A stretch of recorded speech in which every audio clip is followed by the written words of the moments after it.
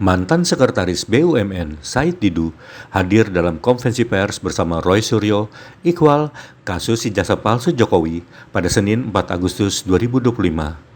Dalam pernyataannya, Said Didu turut mengomentari tudingan Ketua Umum Solidaritas Merah Putih Sylvester Matutina soal orang besar di balik bergulirnya kasus ijazah. Said menuding bahwa orang besar yang sebenarnya berada di balik Sylvester. Sepertinya Joko Widodo salah pilih lawan. Dia salah pilih lawan. Karena pikirannya orang-orang ini akan kendor setelah diancam. Ternyata semangatnya makin naik. Nah, mungkin karena yang digunakan oleh mereka adalah para komisaris BUMN. Sylvester itu komisaris Food ID. Food ID itu holding daripada PTPN, Bulog dan lain. Betapa terhinanya bangsa ini dipimpin oleh orang seperti itu sebagai komisaris dan napi.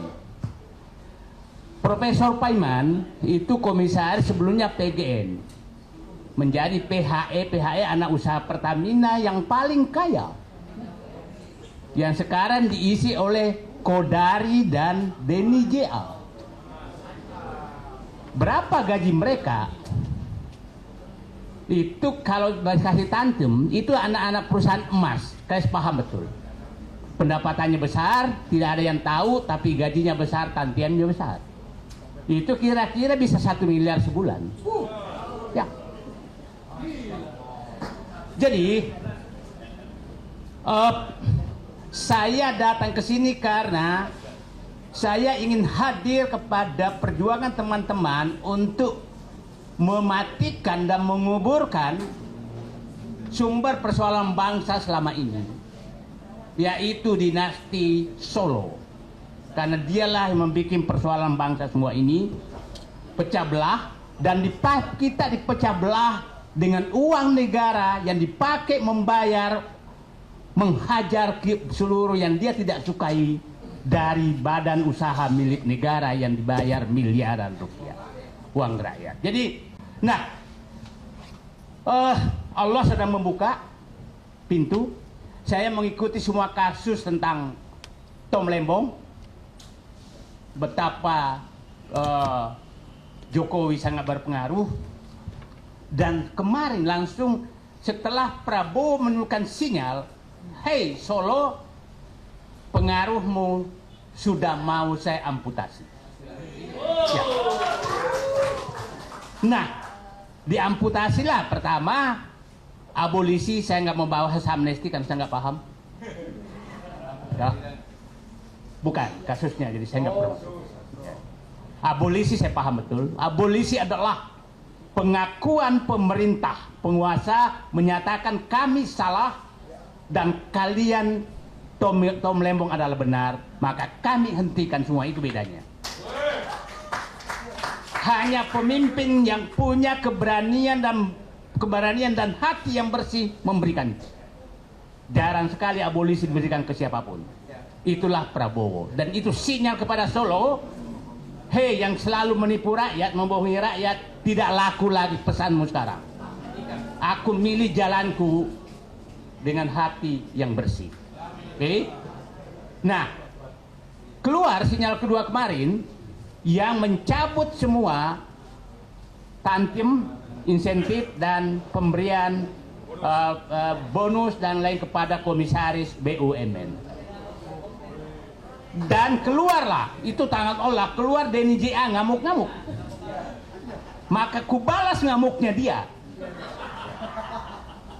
Ngamuknya dia, terbuka semua bahwa ternyata mereka itu masuk ke BUMN untuk merampok negara, untuk menghajar negara, menghajar rakyat semua. Saya sebutkanlah, Grace Natali, komisaris main ID, holding tambang, kira-kira mungkin 2 miliar sebulan dapat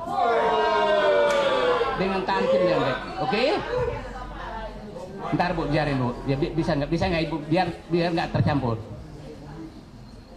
Grace Natali Samara, supaya publik paham. Samara komisaris PTPN. Oke? Ade Armando baru diangkat menjadi komisaris Indonesia Power. Indonesia Power itu adalah perusahaan paling untung di PLN. Mungkin juga ada tantimnya 1 miliar dengan gajinya 1 miliar sebulan. Jadi, nah, terus ada gitaris Garing, Ganesha, Giring, Garing ya. Ya. Giring menjadi komisaris JMF, anak perusahaan Garuda. Yang untung di Garuda hanya JMF. Jadi mereka tuh memilih anak-anak perusahaan yang besar, yang tersembunyi, yang dapat penghasilan besar. Siapa yang gitaris lagi? Eko, Yopi. Nah, saya nggak hafal saya. Komisaris pupuk, apa urusannya gitar sama pupuk?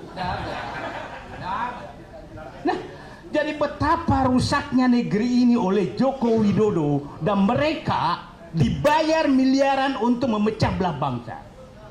Jadi saya minta seluruh rakyat Indonesia, apabila melihat wajah-wajah mereka, tanya mereka, uangmu halal nggak untuk menghancurkan bangsa?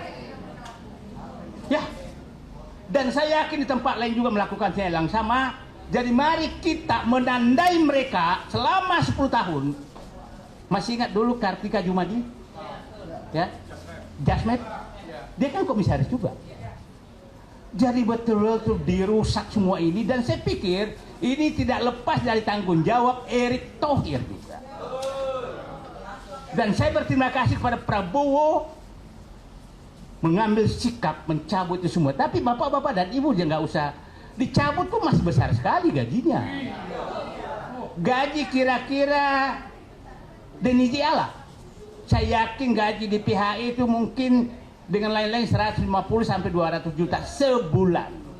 Yang dicabut kan hanya yang tantiemnya. Nah, kok masih ngamuk-ngamuk? Sementara teman-teman semua berjuang di sini mengeluarkan dompetnya, dan dituduh pula ada orang besar di baliknya. Jadi yang ada orang besar di baliknya adalah teman-teman bapak berdebat di TV. Itulah orang besar baliknya, namanya Joko Widodo, yang menempatkan mereka menjadi komisaris dan minimal komite audit di BUMN untuk memecah belah bangsa. Dibolak-balik, dialah orang besar. Di baliknya ini semua kerusakan bangsa ini dengan menggunakan uang negara untuk menggaji mereka, memaki-maki semua orang. Yang saya selalu katakan mereka, saya berikan gelar mereka juru maki. Bukan, ya, memaki-maki orang. Suka memaki-maki orang digaji negara. Cobalah ikuti apa kata-kata penghinaan Raja Juli, siapa Raja Juli, Menteri Kehutanan terhadap Prabowo.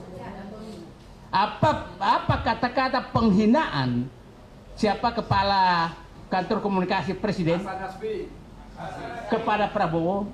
Apa piagam diberikan Samara kepada Prabowo? Apa? Grace Natali. Tapi orang seperti ini kok digaji miliaran.